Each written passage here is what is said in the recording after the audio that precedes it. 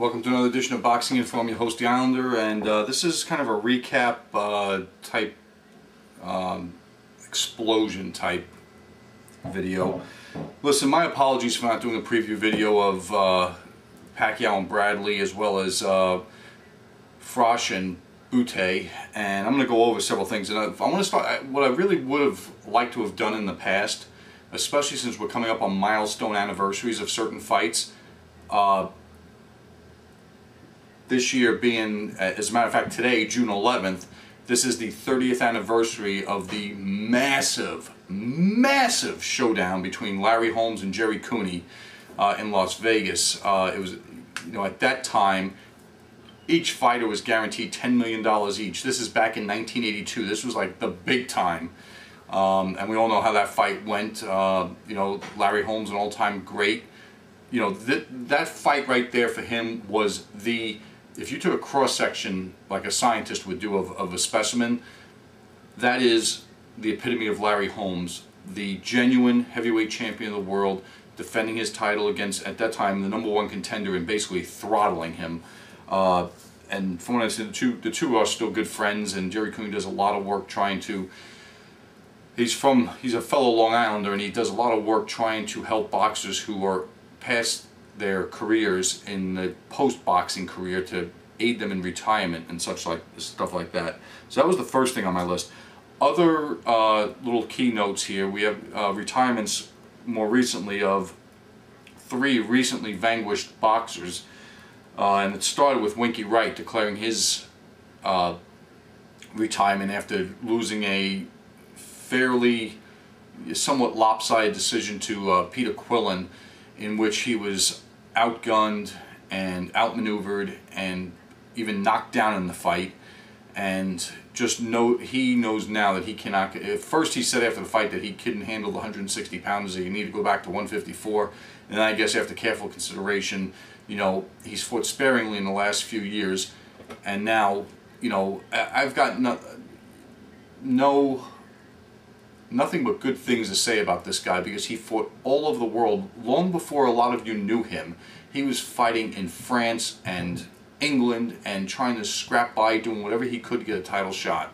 And that leads us to the second fighter who actually helped catapult Winky Wright into, HBO and pay-per-view type status, and that was Shane Mosley, who, after losing a very one-sided fight to Saul Alvarez, has decided to call it a career. I still think that what they should do is basically the two of them not fight each other a third time, but what they should do is line them up against a couple of tomato cans, do a big farewell show, and possibly even include the third guy, which for health reasons and the fact that he had not too much of a care for defense, Antonio Margarito decided to call it quits, and him more so, I think, out of infamy, as well as his injuries with his eye, and there's no big fights out there for him anymore. I mean, he just lost his last fight in December, the grudge match to Cotto, in which his eye was badly damaged. Cotto goes and loses to Mayweather, and that leaves him not much left to do. They're not giving him a rematch against Cotto. They're not giving a third fight against Cotto. They're not giving him a rematch against Pacquiao. There's nothing really left for him out there, unless you go back to 147 and start mixing with the likes of Victor Ortiz and Andre Berto, and with the promotional setup with him being with Top Rank and Victor Ortiz being with Golden Boy, I mean, it was unlikely to happen. Plus the fact that Margarito was a true threat to hurt Victor Ortiz. So basically the three of them all within like about 8 days of each other announcing their retirement. Good for them. They know when to call it. Hopefully they know now it's time to stay gone, and that's it. That brings me also to the Hall of Fame ballot, which includes, I love how they get all psyched about this. I'm going to take nothing away from Freddie Roach. He is one of the top trainers.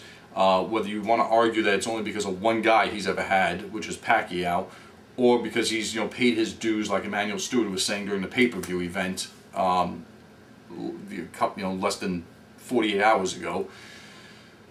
And then I'm not going to go on and on about this, but I don't understand how a guy can have a mediocre boxing career, and then all of a sudden, because he's got one of the best pound-for-pound fighters in the world, get into the Boxing Hall of Fame. And it's the same thing with Michael Buffer. You know, how desperate is boxing? And that's the theme of this show, is how desperate is boxing. Tommy Hearns, you know, glorious career, is going in on a first ballot, and he's flanked by Freddie Froch, who was a contemporary of his, and Michael Buffer, who got his start in the early 80s as a ring announcer. I mean, I'm not taking anything away from them, but at the same time, I mean, in baseball, you've got guys who have hit 500 home runs, have 4,000, you know, all-time hits leader, and they're not getting into the Hall of Fame for whatever reasons. And you got boxing basically putting their hand out saying, who wants to be in the Hall of Fame? Who qualifies, you know, making these qualifications? You know, I'm trying to think of which one of you went up to Canastota and told us all, don't waste our time going up there on my channel comments some time ago, and I really appreciate you doing that. All right. I should have previewed this fight, and I didn't. And here we are, you know, like 5-6 minutes into this video, and that was the Carl Froch, Lucian Bute, however you want to pronounce his name, fight over in England. And the thing was, if I would have previewed this fight, I would have told you straight up I was taking Bute by a decision, that he was going to be too slick, too elusive, this and that. Now, obviously we know in hindsight that Carl Froch fought the fight of his life and brought a game plan that all conventional fighters should watch and study very carefully, because he must have studied Julio Cesar Chavez when he took on the likes of Hector Camacho and other southpaws, because he threw all abandoned to trying to use a 1-2 jab right hand combination and just started launching right hands at Lucian Bute. Now, a lot of people are asking, me as well as the media, just asking to nobody, was Lucian Bute overrated? Was he just fighting a steady diet of stiffs? And what's the opinion on this? I think it's a combination of a couple of things. One, he didn't look to be the same Lucian Bute, and I don't know whether it was because he was out of the confines of Montreal, or because he was still nagged by that injury that, you know, they wouldn't postpone the fight for. And I remember reading he had some type of an injury. I don't know if it was to his hip or leg or what it was, but he was going through the fight anyway. Here's what I will say: I've never seen him in any fight be squared up to his opponent like he was against Froch.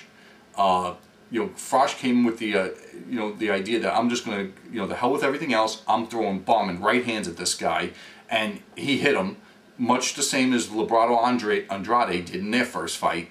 But the thing is, not taking anything away from Carl Froch, I think this is the first time Lucian Bute fought a guy almost as big as him, who had speed and had power and didn't know how to deal with it. Because towards the end of the fight, not only was Froch landing these big right-hand bombs, he was landing combinations on Bute, who again was squared up to him. And I'm wondering in my mind if the injury was playing some part in that, but he didn't use it as any excuse. And, you know, this was a clean, just basically, wipeout for Carl Froch. I think it's the win of his career, basically. And what I think is going to happen now is that it'll propel him into bigger fights. Although, the fight he really needs is to basically either get Joe Calzaghe out of retirement, or he needs Andre Ward, or the winner of the Andre Ward-Chad Dawson fight. Personally, I still believe that if it's fought on American soil, Andre Ward's going to have a leg up, and they need to get him out of his comfortable confines, much the same as they got Lucian Bute out of his comfortable confines. But it was a fantastic win for Froch. I would have been 100% wrong, because I was going with Bute in this fight, and I think the answer to all the questions is it's a little bit of this and a little bit of that. Was Bute overrated? Yes, I think a little bit. Was the injury nagging him? I think so, a little bit. Was Froch just too big, too strong, too fast, and something he wasn't ready for? I think that was a big part of it, and I'd like to hear most of your comments on that, because I really do think that if they fight a rematch and they fight in Montreal, it might be a little bit closer, but Bute knows that Froch can get to him and can hurt him, and when one fighter knocks another fighter out, even though this wasn't a clean knockout, usually the guy who wins the first fight wins the second fight a little bit easier. My opinion is it's going to be a little bit tougher, but Froch will probably get the job done again, in my opinion. Alright, I want to talk a little bit about Kelly Pavlik, who fought on Friday Night Fights, because I missed recapping his fight against Aaron Jaco.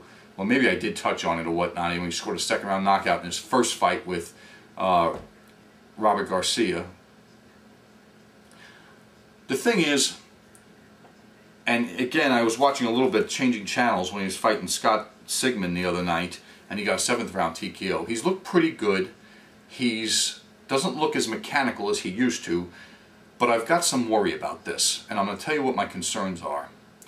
When you have a tall, long, orthodox boxer, who, and I'm talking about the Emanuel Stewart mold of them, which Kelly Pavlik fits perfectly, who uses a long left jab as a weapon and as a rangefinder, more to blind a guy for the power and leverage of the right hand.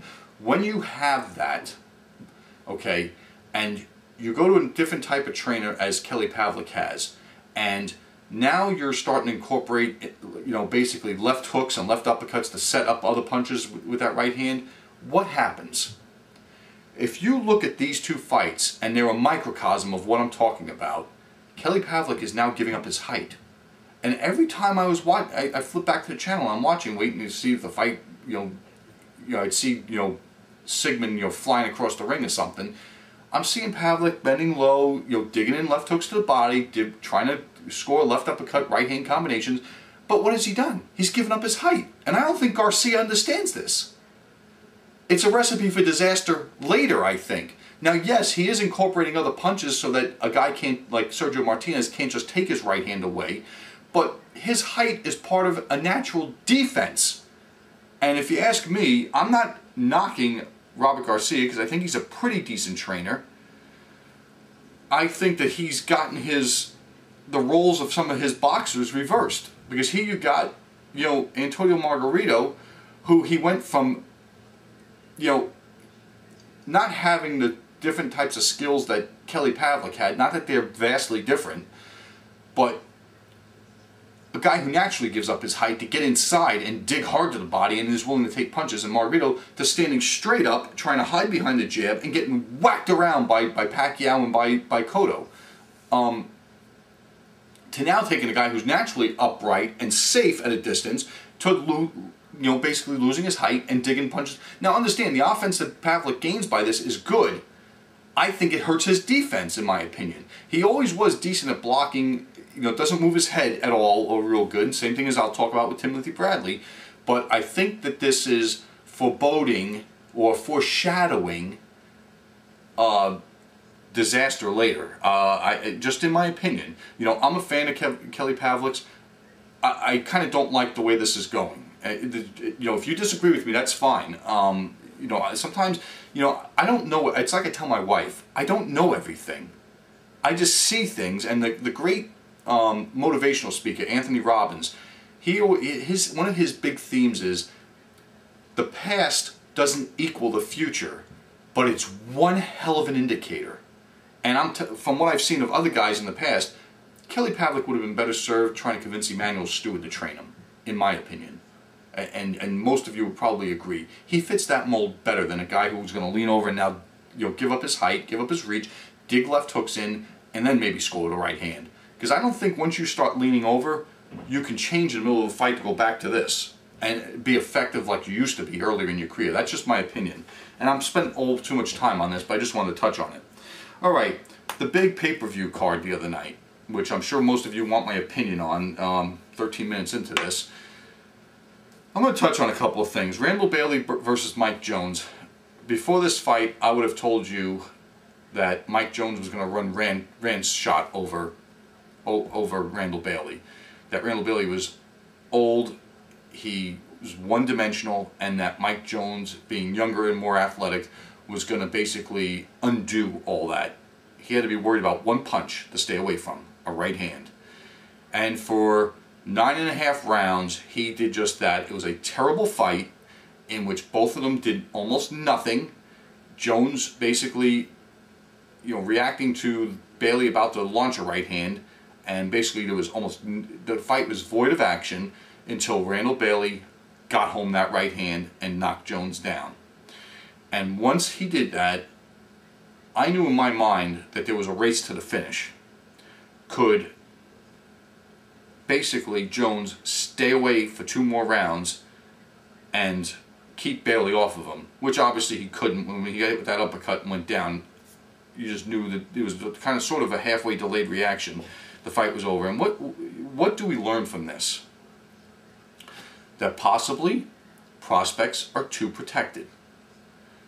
Second, these two, if you're serious about, I know that Russell Peltz and the other promoters are serious about Mike Jones, Top Rank, but don't you think that maybe the two of them, they should have sought out Randall Bailey when Randall Bailey was in a lull in his career and fought that fight on a much smaller stage? Because you don't want your fighter exposed to what he was just exposed to on the stage that he was just exposed to it on. That's my point to this. There was a lot of hype about Mike Jones, and Randall Bailey undid it. Now, what's the deal with Bailey? 37, 38 years old, has an IBF title. I personally don't give him much of a more than a puncher's chance against Victor Ortiz. I don't give him much of a puncher's chance against Andre Berto. I think if he hits either one of those two guys on the chin, they're going out, and there's no two ways about that. But the fact is, they're very dynamic. And I believe their trainers and their youth can stay away from that punch. I mean, if Juan Urango, could taste that power, get up, and then undo Randall Bailey, what do you think those guys are going to do? And what do you think Mike Jones probably should have done? I'm not taking anything away from Randall Bailey. He is one hell of a puncher, and as Dan Rafael wrote, that right hand is one of the weapons in all of boxing. It was a good, a comeback win, because basically Bailey was going to lose a decision. There was no two ways about it. A good win, and this happens sometimes in a fighter's career, a veteran former champion's career. I remember when Jesse James Leija upset Panchito Bajado. It was a revival of for one fight until he got in the ring with Arturo Gatti. And the same thing is probably going to happen here. The past doesn't equal the future. It's just a very strong indicator of it. Alright, then Jorge Arce fought Jesus Rojas in a Mexico-Puerto Rican battle, and in the first round it looked like Jorge Arce was going to roll right over him. Until Jesus Rojas must have been watching tapes of Judah and Mayweather, because what did he do? Punch to the groin, punch to the back of the head, a butt thrown in there also, and next thing you know we have a no contest. That's all we're going to talk about, because Arce had bigger things lined up with the winner of Donaire and Mathabula unification fight that's going to be on HBO in the future, and I'm just going to basically leave it at that. It's probably a fight that Arce shouldn't have taken to begin with, and it was much like when Robert Guerrero took on Daoud Yordan. There was no upside to that and all downside, and the same thing here. I know Arce said he'll go to Puerto Rico and finish the job, and the thing is, I believe him, because I think Rojas resorted to dirty tactics to basically try to throw off Arce's game, not understanding it was going to end the fight and basically not yield a result. Okay, that brings us to Manny Pacquiao and Timothy Bradley. And I know most of you out there are probably thinking I'm going to tell you I told you so. No. If I did a preview to this, I was telling you a couple of things. If I did a preview to this, and I'm going to own this, that I was taking Pacquiao wide, and if Bradley had a chance to win the fight, this is the only thing I would say, and I said this in my channel comments, if Bradley was going to win the fight, it was going to be very similar to the way Amir Khan lost to Peterson. That Pacquiao would get off to a fast start, Bradley would make some adjustments, and they'd fight a nip and tuck tight fight, and he would get the an unpopular nod. But here's really what happened. Okay, Pacquiao got off to the fast start, and Bradley had no answer for it, and that's all there is to it. Harold Letterman had this fight scored 11 rounds to 1. I thought that was being a bit too favorable to Pacquiao. In watching this fight, I agree the 10th round, I think Freddie Roach agreed that Pacquiao lost the 10th round, which is the one that Harold Letterman scored for Bradley. I'm going to disagree with all of them and most of you that I don't think you can undo 2 minutes and 30 seconds of Bradley's work in the first round, where Pacquiao starts diving in like he did against Marquez in the first fight.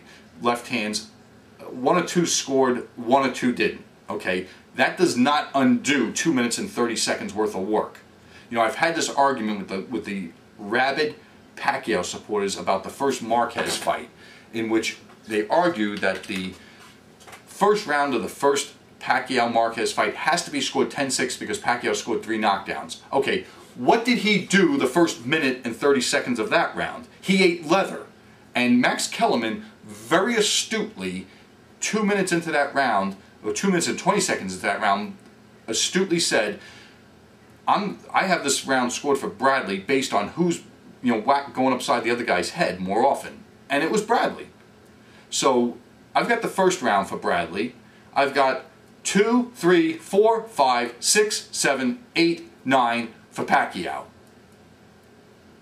I got the 10th for Bradley, like everybody else consensus does. I've got the 11th for Pacquiao. And the 12th round to me could have been scored even, but I'll give Bradley the benefit of the doubt if you want me to. And that is, he did a lot of work early, and you can't undo 2 minutes of work, 2 minutes and 30 seconds of work with a flurry in the last 30 seconds of the round. That's my opinion. Assuming that Bradley won that round, that's 9 rounds to 3 for Pacquiao, and I'm arguing with you about 2 rounds to give to Bradley. Okay, I think we're all unanimous that he won the 10th round because Pacquiao hardly threw any punches. Okay, but the thing is, he was hurt in several rounds of this fight. He was befuddled. He was outmaneuvered, which I didn't expect to happen. And I had Pacquiao winning this fight going away. Luckily for me, I got to have the HBO broadcast, which, again, they're protecting the house fighter. I'm sitting at the computer falling asleep, waiting for this fight to come on after midnight my time. Okay, because they allow Pacquiao to watch the end of the Heat-Celtics game, which is garbage, and then go disappear to walk on a treadmill. And, let's go through a list of why the judges may have given. Let me tell you this: when the scoring was announced, they said 115, 113 for Pacquiao first.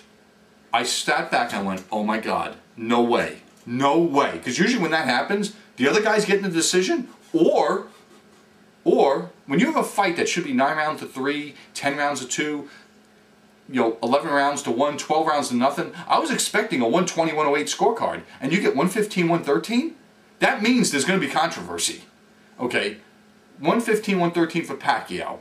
115, 113 for Bradley. And I'm sitting here thinking, oh, not another crappy draw. 115, 113, and there's a pregnated delay. I'm thinking, they're not doing this. I can't believe they're doing this. For the new. And I'm like, what in the world?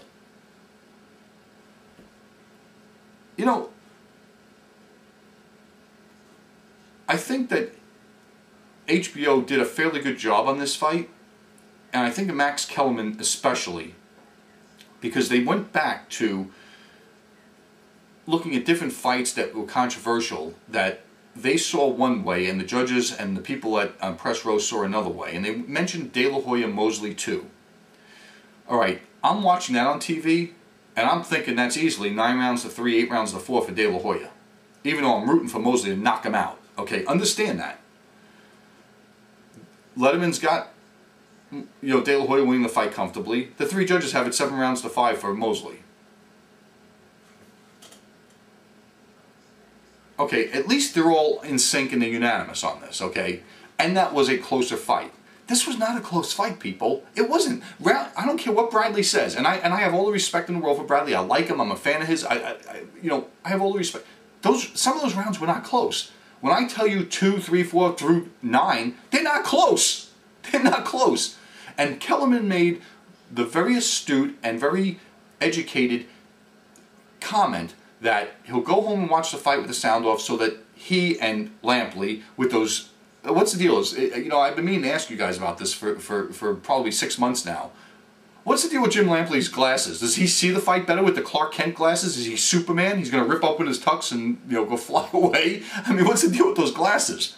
All right. So that basically, he's, Kellerman's basically saying that, without Lampley, Stewart, and himself, he's going to watch it without the sound and see what he thinks. And then he astutely says, he goes, there's been very few instances where they watch a fight and score it as wide for one guy, the CompuBox numbers support what they saw, and the other guy gets a decision. And that's where I intervene on this. The CompuBox numbers aren't the end-all, be-all to human existence. Understand that. They're not 100% accurate. I agree with a lot of you on that. When I point to the CompuBox numbers, you always tell me they're not accurate. They are fairly accurate. Pretty accurate. They're not airtight. When one guy has outlanded the other guy by over 100 punches, and understand, 2/3 of the way through the fight, Pacquiao had doubled up Bradley on lands, and almost on, had significantly higher connect percentage numbers and significantly higher thrown numbers. The guy making the fight, the guy scoring the punches, basically wins the fight. Where do we go from here? A rematch that's already signed, sealed, and delivered and bought? Who stands to make the money? You go through the corruption and the controversies and all the conspiracy theories. We can go through every single one of them right now, as we're over 25 minutes now. Okay, Bob Arum. He's got both fighters signed. There's nothing else out there on the horizon for Pacquiao right now. They're not going to fight a fourth Marquez fight because we're not buying that crap to see them play cat and mouse again for 12 rounds and look at each other. Okay. Most money can be made on a rematch. There you go. 2, how about the judges are pissed off that they've got to sit on their hands while I'm falling asleep at the computer waiting for this fight to come on because this guy's watching a basketball game. And maybe, who knows? Maybe they had reservations at one of the local cat houses and they were going to be cut short, and now they're pissed at Pacquiao for it. I'm just throwing that out there. Okay. 3, and the thing is, it's funny how HBO went over the 3 judges and Harold Letterman saying 2 of them were garbage before the fight, and one of them's the master, teacher, professor of the judges, and all 3 of them are at fault here. Even the one that scored the fight for Pacquiao is at fault. Okay, so we got HBO already knows there's an issue with the judges beforehand. Okay, I'm going through these other things, as Teddy Atlas was saying on ESPN, that the corruption and this and that. Oh, the other theory, Teddy Atlas's theory, which I can wholeheartedly sink my teeth into. Pacquiao's upset that he can't get a fight with Mayweather. Just like Marquez left Golden Boy to get a fight with Pacquiao, and just like Mosley left Golden Boy to get a fight with Pacquiao, maybe Pacquiao was going to leave Arum and go get the fight with Mayweather through Golden Boy. And if that's the case, Arum's mad and says, well, you're not going to win this fight, so Mayweather isn't going to give you a fight, and you have no choice but to fight the rematch with Bradley. I can see that. I can see that. How about this one? What if Mayweather's pulling strings that we can't see? And what if his people have got the judges, on their payroll? I mean, after all, it seems that Joe Cortez is always in the middle of some controversy in the Mayweather fights. I'm just throwing that out there. Look at it this way. Did Mayweather deserve to win his one side against Cotto as the scorecards were? The answer is hell no. Did these 3 judges, did this fight deserve to be scored as close by these 3 judges as it was? No. If you switch the Mayweather scorecards with Cotto with this fight and give the Mayweather-Cotto fight the scorecards from this one, everybody would be happy. If Pacquiao had won the fight 119-109 on 2 or 3 scorecards, like, and 118-110 or whatever it was that Mayweather won, I think 116-112, would anybody be complaining right now? Nobody would. If the Mayweather-Cotto fight was scored, 7 rounds to 5, 2 in favor of Mayweather, 1 in favor of Cotto, would anybody be complaining? No. But we're going to talk about the scoring of both of those fights for a long time, aren't we? Now, I'm just throwing that out there. There's no basis for this, and there's no factually based information to support this. I mean, you want to talk about conspiracies? There you go. This is one that I'll say HBO has, absolutely no hand in, because the thing is, yeah, they'll probably get to show the rematch if there is a rematch. I was reading all kinds of blogs on ESPN's website where, there's a story and there's people commenting, and one very critical person wrote that what Pacquiao should do is follow the example of Marvelous Marvin Hagler. You get screwed out of your titles, and the only way you can beat them is by walking away, and they can't make money off of you again. The other question I've got, as far as how this could have been a setup in any way, shape, or form, is you think about this. How much money did the Vegas casinos make when Bradley is the winner of the fight and all this money was on Pacquiao? the house wins. The house wins big time. Yeah, they have to pay out some big paydays to some people who bet on Bradley.